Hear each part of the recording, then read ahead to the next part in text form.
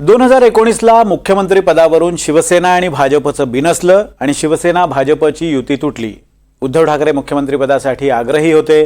भाजप शिवसेनेला मुख्यमंत्रीपद सोडायला तयार नव्हती आणि त्यातूनच पुढे महाविकास आघाडीचं सरकार आलं। पण 2014लाच शिवसेनेला मुख्यमंत्रीपद देण्याचं ठरलं होतं असा गौप्यस्फोट देवेंद्र फडणवीसांनी केलाय। 2014ला युती कशी तुटली आणि पुढे काय काय महाभारत झालं याची संपूर्ण गोष्टच फडणवीसांनी सांगितली आहे। फडणवीसांच्या या गौप्यस्फोटानंतर ठाकरेंची शिवसेनाही युतीच्या आठवणीत रंगली आहे। मात्र आत्ताच हे सगळं का घडतंय, यामागचं राजकीय टायमिंग काय सांगतंय, पाहूयात एक सविस्तर रिपोर्ट।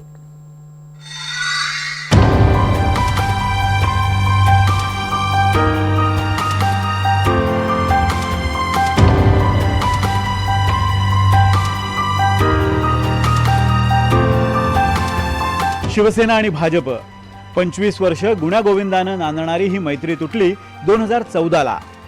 2014ला शिवसेना आणि भाजप लोकसभा निवडणूक एकत्र लढले, पण विधानसभा निवडणुकीच्या तोंडावर दोघांमध्ये बिनसलं आणि अखेर नवरात्रीच्या घटस्थापनेला 25 वर्षांच्या संसाराचा घटस्फोट झाला।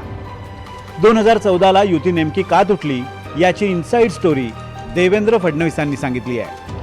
आणखी महत्त्वाचं म्हणजे 2014मध्ये शिवसेनेचा मुख्यमंत्री होणार हे ठरलं होतं असा मोठा गौप्यस्फोटही फडणवीसांनी केलाय। हमारे मित्र उस समय के शिवसेना के, उनके साथ हमारी बातचीत चल रही थी और हम उनको ज्यादा जगह देने को भी तैयार थे, लेकिन उन्होंने एक आंकड़ा अपने मन में पकड़ लिया था।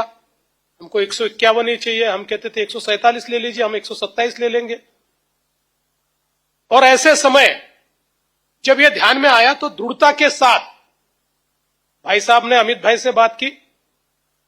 किस प्रकार से तो नहीं चल पाएगा। अमित भाई ने प्रधानमंत्री जी से बात की और फिर यह तय हुआ कि अगर 147 और 127 ये फॉर्मूला होता ना बचे हुए हमारे छोटे दोस्तों को, तो अब अलायंस होगा, नहीं तो नहीं होगा। ये जब तय हुआ तो भाई साहब जानते हैं, केवल भाई साहब, मैं और अमित भाई तीन ही लोग कॉन्फिडेंट, प्रधानमंत्री जी तो थे ही, तीन ही लोग कॉन्फिडेंट थे कि हम लड़ सकते हैं। बाकी पार्टी में कोई कॉन्फिडेंट नहीं था। सब लोग ये मानते थे कि क्या फैसला आप लोग कर रहे हैं। भाई साहब ने मुझे कहा चिंता मत करो, फैसला करना है और अपन चुनकर आएंगे। ये इनका विश्वास था कि जिस विश्वास के कारण हमने शिवसेना को अल्टीमेटम दिया। हमने कहा अगर 147 पर आप लड़ना चाहते हो, हम आपके साथ हैं, साथ में लड़ेंगे। हम 127 लड़ेंगे, हम दोनों के अच्छे चुनकर आएंगे, 200 से ज्यादा लोग चुनकर आएंगे। आपका मुख्यमंत्री बनेगा, हमारा उप मुख्यमंत्री बनेगा। पर शायद विधि का विधान यह भी था कि मुझे मुख्यमंत्री बनना था। 2014ला ठाकरेंची शिवसेना 151च्या खाली एकही जागा घ्यायला तयार नव्हती आणि या आकडेमोडीवरूनच अखेर बिनसलं आणि पुढचं महाभारत घडलं। उन्होंने कहा नहीं, हमारे युवराज ने घोषणा की 151 की, एक सीट कम नहीं करेंगे। वो बिल्कुल कौरव वाले मोड़ में आ गए, 5 गांव भी नहीं देंगे। उन्होंने कहा 5 गांव नहीं देंगे तो श्री कृष्ण है हमारे पास, हम भी लड़ाई लड़ लेंगे।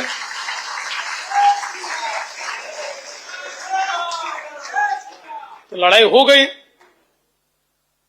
और मुझे अभी भी याद है कि जिस प्रकार से मैं तो प्रचार में था, मेरे लिए तो पूरा राज्य घूमकर सभाएं करना, सारी चीजें करना, पीछे में एक बैकबोन की तरह उस समय एक और भाई साहब और दूसरी ओर अमित भाई, ये दोनों बैठे हुए थे। 2014 साली युती का तुटली याची ठाकरे गटाची ही एक बाजू आहे। 2014ला शिवसेना संपवण्याचा भाजपचा डाव होता असा आरोप ठाकरे गटानं केलाय। 2014 साली भारतीय जनता पक्षाचे वरिष्ठ नेते दिल्लीतून त्यांचा कार्यक्रम घेऊन आले होते युती तोडायची। हे त्यांचं ठरलं होतं युती तोडायची। चर्चेचं फक्त गुऱ्हाळ सुरू होतं। माननीय बाळासाहेब ठाकरे नव्हते, हयात नव्हते। याचा फायदा घ्यावा, पहा आम्ही काय म्हणतोय ते, आणि या निमित्तानं शिवसेनेला आपण संपवावं ही त्यांचं एक धोरण होतं, योजना होती। जरी हिंदुत्ववादी वगैरे हे लोक असले दाखवत होते, तरी शिवसेना संपवण्याचं फरमान घेऊनच त्यांचे वरिष्ठ नेते दिल्लीतून इथे आले, चर्चेचे गुऱ्हाळ घालत बसले. शेवटपर्यंत 147 151 हा आकडा सोडून दिला. 2014 मध्ये तत्कालीन विरोधी पक्षनेते एकनाथ खडसेंनी युती तुटल्याची घोषणा केली होती. तेव्हा खडसे म्हणाले होते, भाजपला मुख्यमंत्रीपद हवे असल्याच्या खोट्या बातम्या पसरवल्या जात होत्या. शिवसेनेनं भाजपचं समाधान न होऊ शकणारे काही प्रस्ताव ठेवले होते. आम्ही 119 जागा आधीपासूनच लढवत होतो, परंतु शिवसेनेकडून अवास्तव स्वरूपाचे प्रस्ताव पाठवण्यात येत होते. त्यामुळे कधी आमच्या जागा कमी होत होत्या तर कधी घटक पक्षांच्या. म्हणूनच अखेर आम्ही विधानसभेपुरती युती तोडण्याचा निर्णय घेतलाय. शिवसेनेला अधिकच्या जागा हव्या होत्या आणि भाजपला तर आपली परिस्थिती पाहून अधिक जागा द्यावा अशी विनंती होती. 4-5 जागापर्यंत तडजोडीपर्यंत आलेही होते, परंतु या 4-5 जागा ज्या आहेत त्या कुणीही एकमेकांना द्यायला तयार नव्हतं आणि मग भूमिका टोकाची झाली. शेवटी भारतीय जनता पार्टीने एकट्याने लढायचा निर्णय घेतला आणि युती तोडण्याचा निर्णय झाला. 2014ला युतीचा पोपट मेलाय हे अखेर खडसेंनी जाहीर केलं होतं. मात्र त्याही वेळी फडणवीसांची युती तोडायची इच्छा नव्हती असं म्हणत ठाकरेंच्या शिवसेनेनं अलीकडच्या काळात वारंवार दिसलेला फडणवीसांबद्दलचा सॉफ्ट कॉर्नर पुन्हा एकदा दाखवून दिलाय. पण 2014 साली एका जागेवर 72 तास चर्चा चालली. मी होतो त्याच्यामध्ये. ओम माथुर तेव्हा त्यांचे प्रभारी होते आणि आम्ही हा सगळा कार्यक्रम आणि हा सगळा खेळ पाहत होतो. पण मी एक नक्कीच सांगेन की देवेंद्र फडणवीस हे कोणत्याही परिस्थितीमध्ये शिवसेना भाजपची युती तुटू नये या मताचे, हे मी तुम्हाला अगदी प्रामाणिकपणे सांगतो. तेव्हा युती तुटल्यासंदर्भात करण्यासंदर्भात त्यांची भूमिका ही सकारात्मक होती. पण तरीही भारतीय जनता पक्षाचा वरून जो कार्यक्रम आला होता त्यानुसार युती ती तुटली.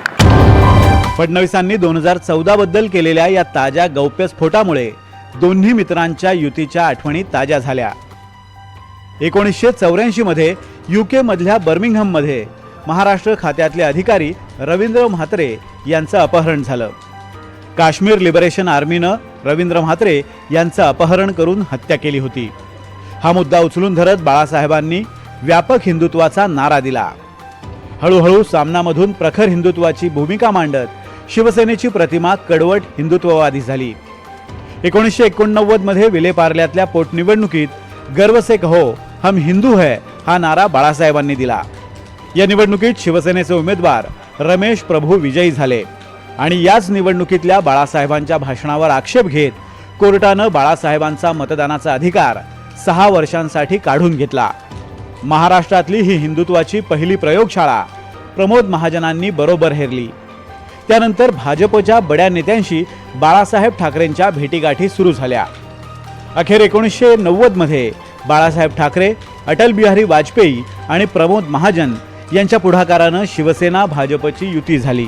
पण भारतीय जनता पक्षाला जेव्हा पोस्टर लावायला महाराष्ट्रात माणसं नव्हती, तेव्हा गावागावामध्ये या भारतीय जनता पक्षाला आम्ही खांद्यावर घेऊन फिरवलं, हिंदुत्ववादी म्हणून मिरवलं.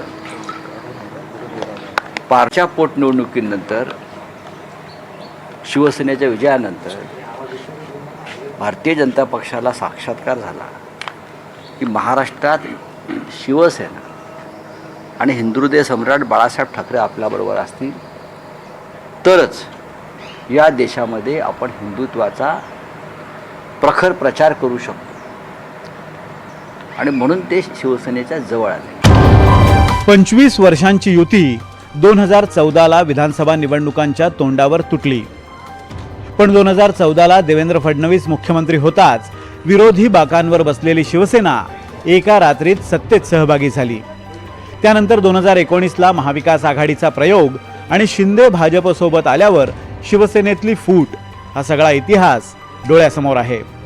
आता बदललेल्या राजकीय गणितानंतरही भाजपला युतीची आणि जुन्या मित्रांची आठवण येणं आणि त्याचवेळी ठाकरेंनाही फडणवीसांबद्दल सॉफ्ट कॉर्नर वाटणं याचं टायमिंग पाहता भाजपच्या नव्या मित्रांसाठी हे इशारे आहेत की काय असा प्रश्न पडतो. Bureau report NDTV Marathi Mumbai.